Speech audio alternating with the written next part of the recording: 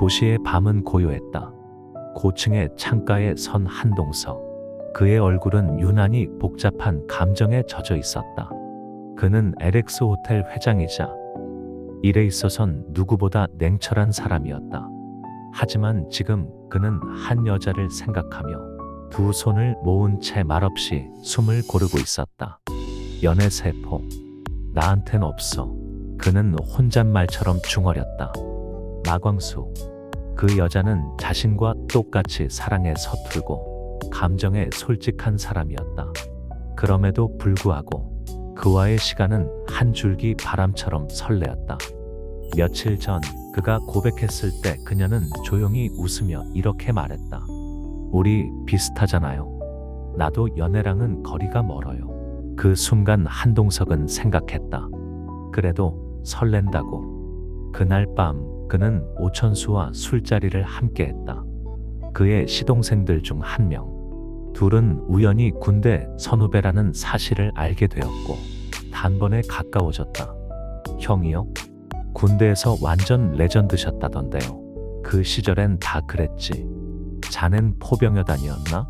예, 통일 경례. 똑같습니다. 오천수의 장난기 어린 말에 한동석은 미소를 지었다. 그래, 너희 형 노릇 내가 해볼게. 그는 마광숙의 걱정 하나를 덜어주고 싶었다. 이제 진심으로 다가가기로 마음을 먹었다. 다음 날 한동석은 말끔한 양복 차림으로 오흥수의 가게를 찾았다. 식당은 점심시간을 맞아 손님들로 북적이고 있었고 주방은 분주하게 돌아가고 있었다. 조용히 들어선 그는 자리에 앉자마자 메뉴판을 훑으며 말했다. 서빙을 하던 사람은 지옥분이었다. 당분간 오흥수의 가게에서 서빙을 도와주고 있었다. 지옥분은 주문을 받으면서도 회장님이라는 손님의 긴장한 기색을 감추지 못했다. 토스트 하나 부탁합니다. 심플한 걸로요. 얼마 지나지 않아 접시에 담긴 따끈한 토스트가 나왔다. 한동석은 한입 베어 물고는 잠시 눈을 감았다. 이거 정말 맛있네요. 그는 두세 번 더 씹은 후 주방 쪽을 바라보며 웃었다. 이런 맛이라면 우리 직원들도 다 같이 맛봐야겠어요. 매주 간식 시간에 이거 시켜서 나눠줘야겠네요. 그의 말에 놀란 옥부는 고개를 꾸벅 숙이며 말했다. 정말입니까? 감사합니다. 그때 오흥수가 앞치마를 고쳐 매며 주방에서 나왔다. 고급 승용차에서 내린 회장이 직접 식당을 찾은 데 놀란 눈치였다. 회장님, 갑자기 어쩐 일이세요? 오늘부터 우리 LX 호텔 간식팀에서 여기서 매주 주문할 겁니다. 대량으로. 오흥수의 눈이 크게 열렸다. 그는 한순간 말문이 막힌 듯 서 있다가 조용히 고개를 숙였다. 정말 감사합니다. 이런 대접을 받을 자격이 있는지 모르겠습니다. 한동석은 다가가 그의 어깨를 가볍게 두드리며 따뜻한 미소를 지었다. 그리고 형이라고 불러줘. 가족이니까. 그 말에 오흥수의 눈가가 붉어졌다. 그는 천천히 고개를 들며 말했다. 그럼 오늘까진 회장님이라 부르고 다음부터 형님이라 부르겠습니다. 진짜 형처럼 대해도 되죠? 물론이지. 대신 너도 나한테 속 얘기 좀 털어놔.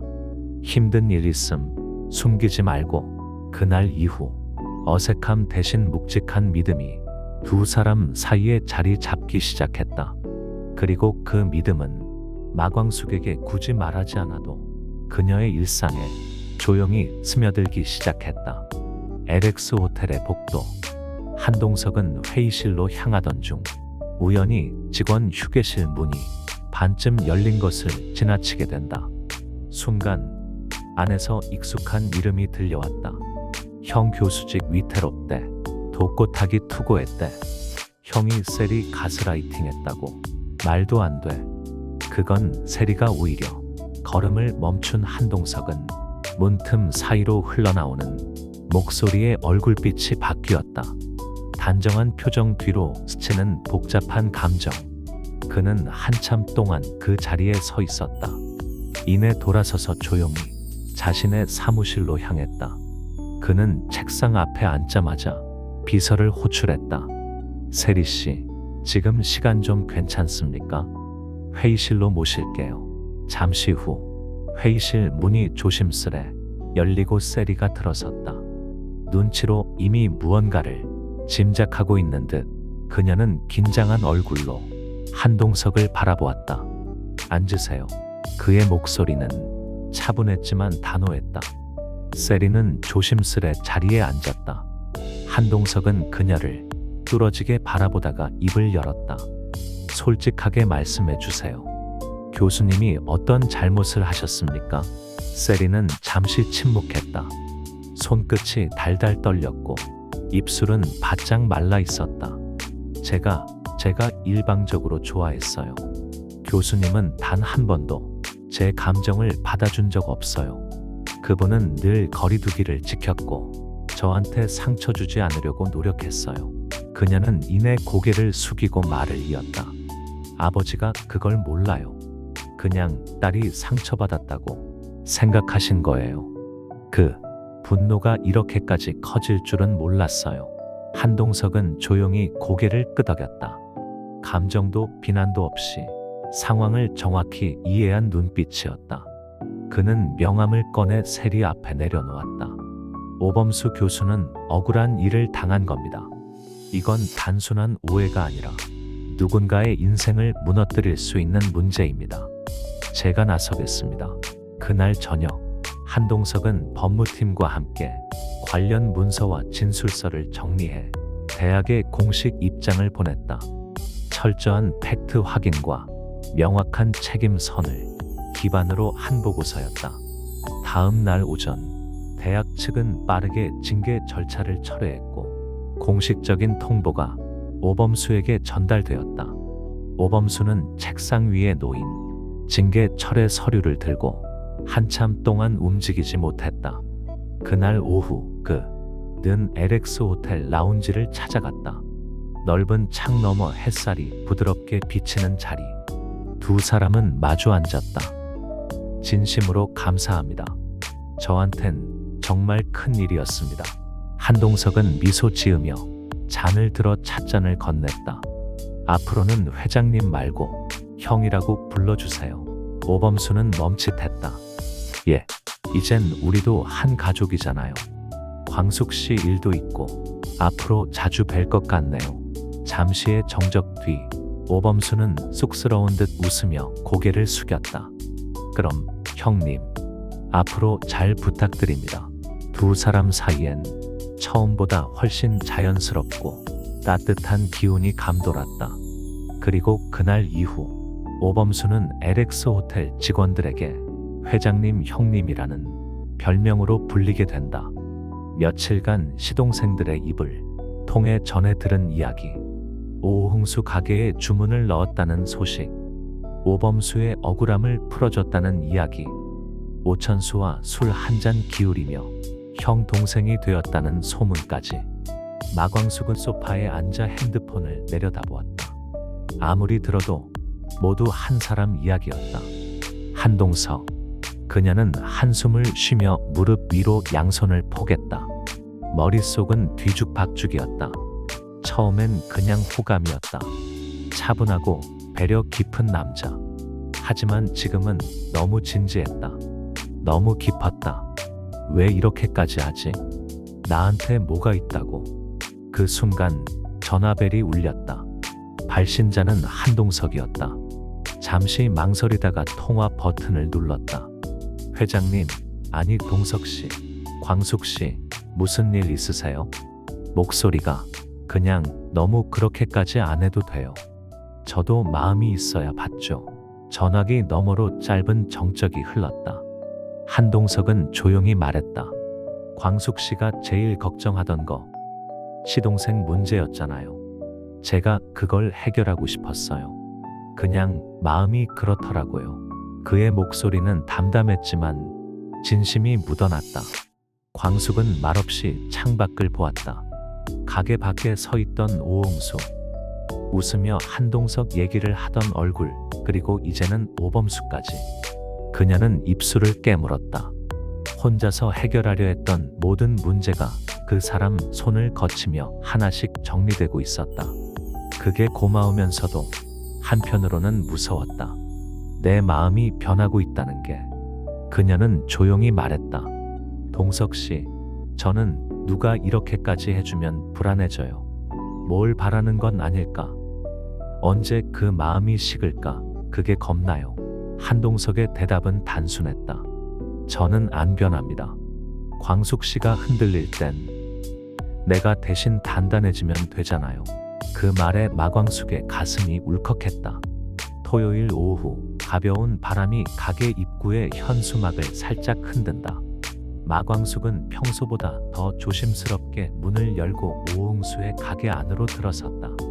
그녀는 오홍수가 주방에서 손님 접대를 마무리하는 모습을 지켜보다가 조심스레 다가갔다.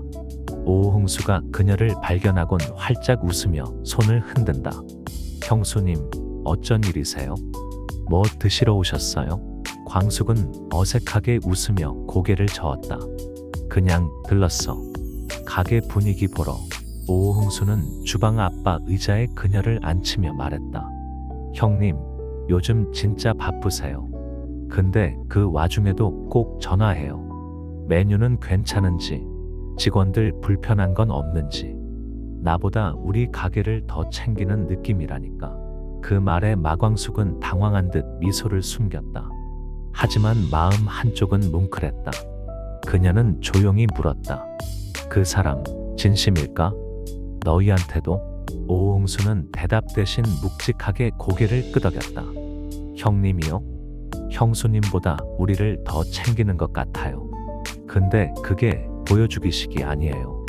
그냥 진짜 가족처럼 대해요. 잠시 말없이 앉아있던 마광숙은 자리에서 천천히 일어났다. 그리고 그날 밤 집 거실 창가에 앉은 채 오래도록 바깥을 바라봤다. 도시의 불빛, 지나가는 바람, 사람들 속에서 자꾸만 한 사람의 얼굴이 떠올랐다. 받아들여 볼까? 회장님 말고 동석 씨로. 그 순간 전화벨이 울렸다. 화면에는 익숙한 이름이 떴다. 한동석. 그녀는 심호흡을 하고 전화를 받았다. 광숙 씨, 혹시 이번 주말 시간 괜찮으세요? 왜요? 무슨 일 있으세요? 식사 초대하려고요. 시동생들 다 모일 겁니다. 제가 직접 요리할 거예요. 광숙은 웃음을 참으며 물었다. 요리까지요? 무슨 바람이 불었어요? 한동석은 잠시 망설이다가 말했다. 그날 저 광숙 씨 옆자리에 앉아도 되겠죠? 아니면 제가 옆자리 미리 맡아둘게요. 그의 말에 광숙은 웃음을 터뜨렸다. 부드럽고 담백한 목소리, 그리고 진심. 그 모든 것이 그녀의 마음을 가만히 두드리고 있었다. 좋아요. 옆자리 예약 완료해요. 사랑은 때로 말보단 마음이 먼저 움직이는 감정이다. 서툴고 느려도 괜찮다. 진심 하나면 문은 열리고 마음은 머문다. 그리고 그날의 식탁. 형제들과 나눈 따뜻한 밥상 위에 마광숙의 조용한 미소와 한동석의 변하지 않는 눈빛이 마주 앉았다. 이 이야기가 마음에 닿으셨다면 좋아요와 구독으로 다음 이야기를 함께 이어가 주세요. 당신의 클릭 하나가 이 사랑을 계속 이어갑니다.